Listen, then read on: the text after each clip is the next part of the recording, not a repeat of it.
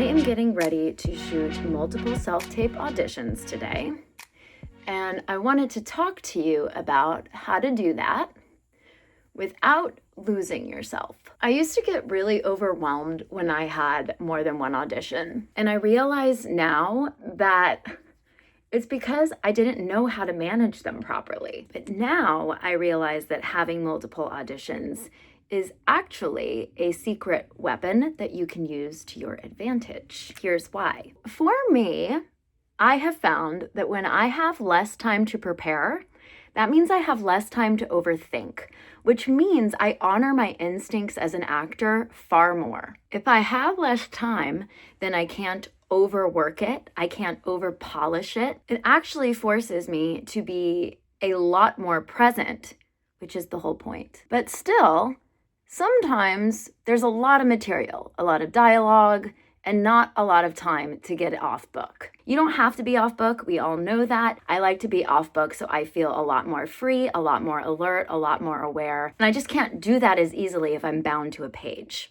So, how do I make the most use of this time? Well, I have to be very honest with myself about prioritizing these auditions. Which one do I care more about and why? Which one might serve my career more than the other?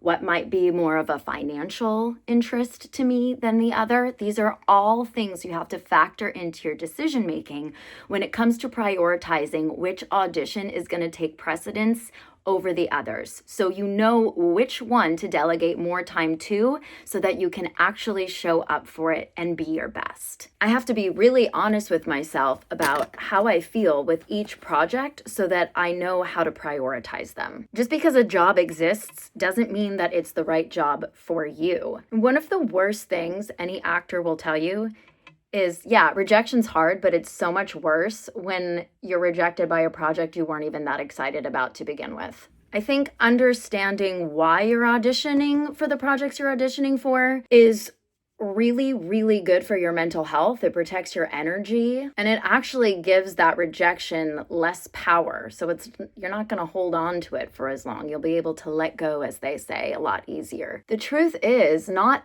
every audition deserves the same emotional investment. You really have to understand why you're going out for the projects that you're auditioning for. It can't just be because you want visibility, or you want a job, or you want a credit, or you want an income. Obviously, you want all of those things. We all want those things. I think that's sort of why when you have multiple auditions, you feel so overwhelmed, because if you're feeling that same way about all of them, you can't know which one's the priority. So how do you define which one's the priority for you? Well, which one do you connect with more?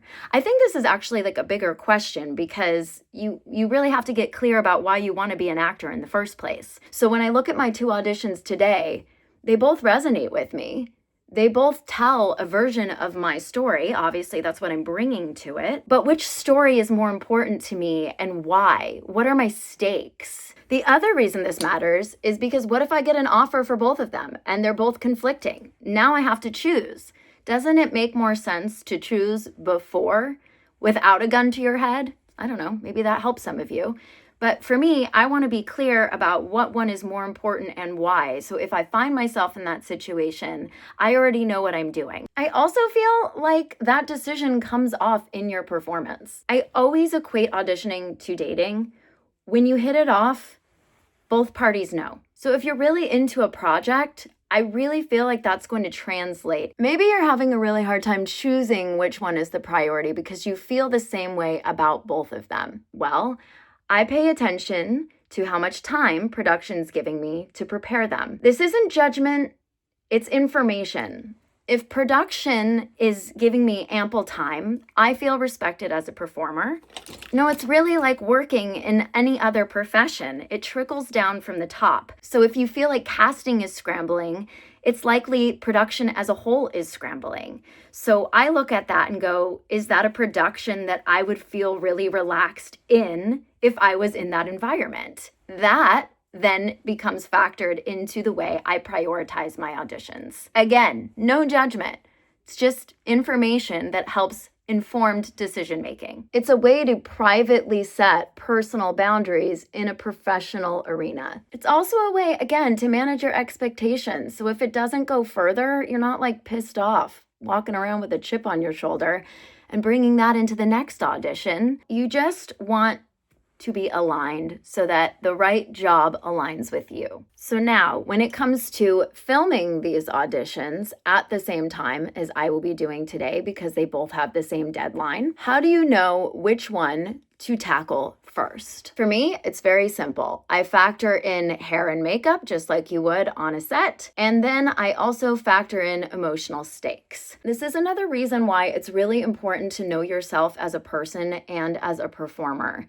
Some people are going to want to do the heavier emotion first, and other people are going to want to do that at the end. There's valid arguments for both.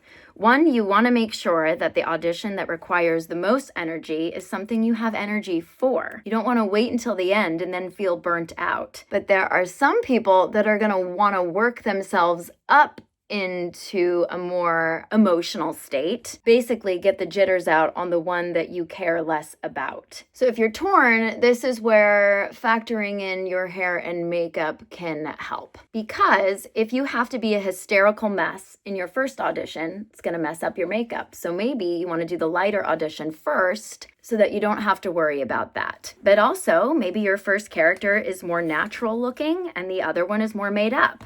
It's a lot better to do lighter makeup and graduate into heavier makeup than the other way around. Luckily for me today, both of these characters are actually living kind of in similar spaces. They both have pretty neutral, natural makeup on, so I don't really have to factor that into my decision making. I would say that the stakes are similar, but the expression of the stakes for these characters are different.